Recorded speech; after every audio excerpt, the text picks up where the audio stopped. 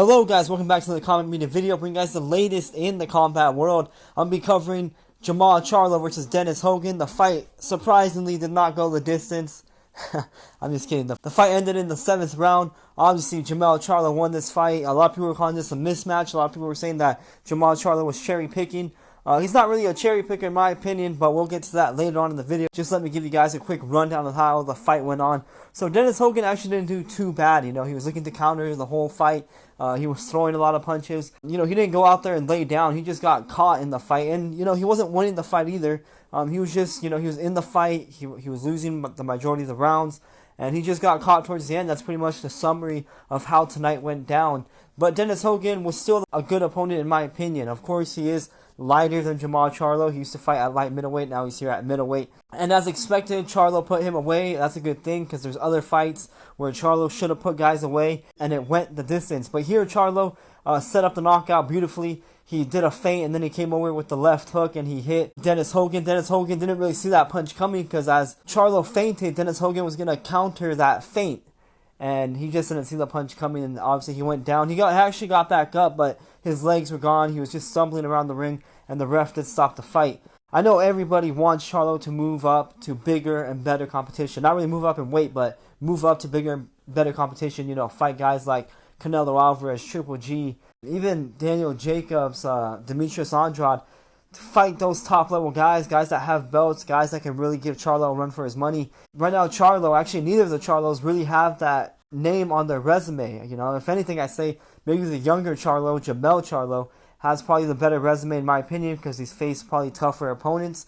Nevertheless, neither guy's resume is really impressive, and I feel that's because they're on the PBC side. The majority of the middleweight division is over there on Dan's, and I feel that it's kind of hard for PBC to try to make a deal with Dan's. It's a little more prideful between the two companies, but I feel that Charlo should be making a campaign saying he wants these fights. He should be pushing for these fights and pushing for a deal to be made so he can fight the top middleweights in the world right now. And like I said, the majority of them are on Dan's. And Charlo is not necessarily cherry picking, but he's taking the fights that can be made pretty much. So if they can make the Dennis Hogan fight, then they put that fight on. If they can make another fight, they're going to put that fight on.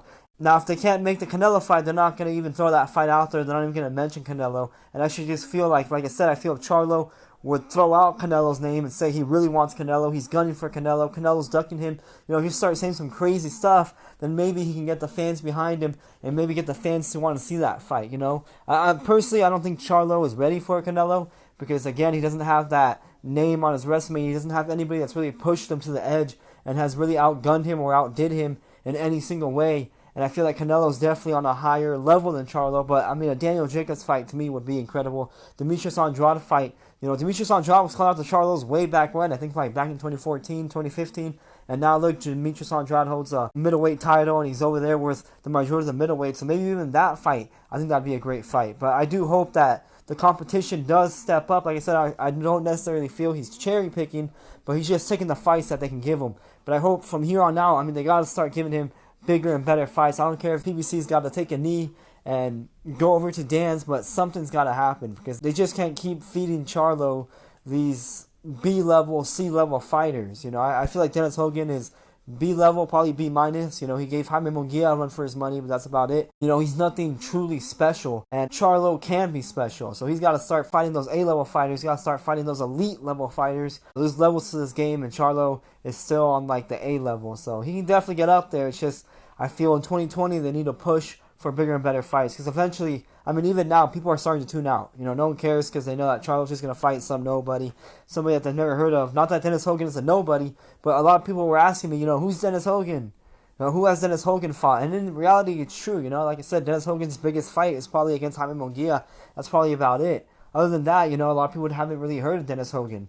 And so that's what I'm talking about. So we'll see during the future who Charlo faces. We'll see if he starts campaigning for bigger and better fights. I really do hope so. Now it's just time for the younger Charlo to get his victory over Tony Harrison. I feel that's going to be a great fight. I'm definitely looking forward to that. But if you guys saw the fight, let me know your guys' thoughts down below. How did Jermall Charlo look to you guys? Do you guys feel that he's ready to fight the elite fighters? Again, let me know your opinions down below in the comment section, okay? Stay tuned for the post-fight interview from Jermall Charlo and Dennis Hogan. I'll either post that later on tonight or post that straight in the morning, Sunday morning. So stay tuned for that. Alright, guys? I'll be seeing you guys in the next video. I hope you guys enjoy the rest of your day. And I'll see you guys in the next one.